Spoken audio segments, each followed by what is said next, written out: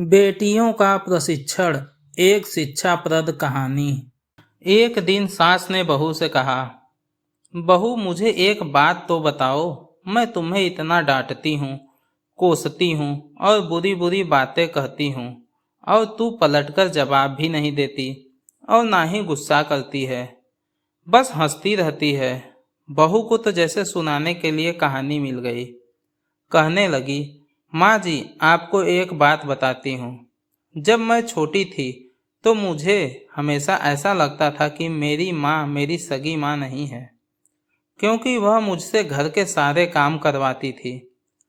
कोई काम मुझसे गलत हो जाता तो मुझे डांट भी पड़ती और कभी कभी तो मार भी पड़ती, लेकिन माँ थी वह मेरी। मुझे उनसे डर लगता था, कभी कभी गुस्सा भी आ जाता, लेकिन मैंने कभी उन पर गुस्सा नहीं किया।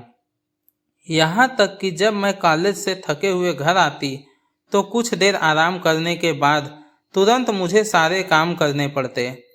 फिर जब मेरी भाभी आई तो जैसे मेरे काम और ज़्यादा ही बढ़ गए। होना तो यह चाहिए था कि बहू आई तो सारी जिम्मेदारियां उस पर डाल दी जाएं, लेकिन मेरी माँ ने फिर भी मुझसे ही सारा काम करवाया।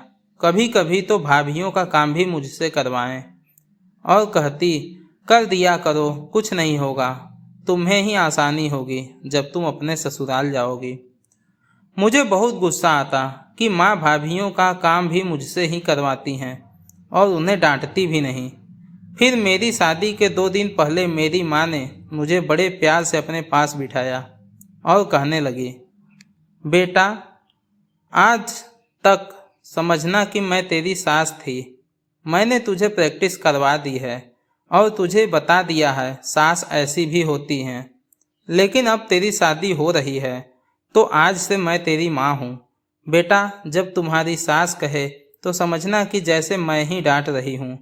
बस यही बात थी। मुझे आपकी बातें बुरी नहीं लगती, क्योंकि मेरी माँ ने मुझे प्रैक्टिस करवा कर भेजा है, और आप तो मुझे इतना डांटती भी नहीं जितना मेरी माँ डांटा करती थी। इतना कहकर बहू हंसते हुए किचन में चली गई और सास सोचती रही, क्या सच में बेटियों का प्रशिक्षण ऐसे ही करना चाहिए। दोस्तों आपको यह कहानी कैसी लगी हमें कमेंट करके ज़रूर बताएं। अगर कहानी पसंद आई हो तो कहानी को लाइक करें, अपने परिवार और दोस्तों के साथ शेयर करें, और अगर आप चैनल पर नए हैं तो हमारे इस चैनल को सब्सक्राइब अवश्य करें। धन्यवाद दोस्तों, मिलते हैं एक नई कहानी के साथ।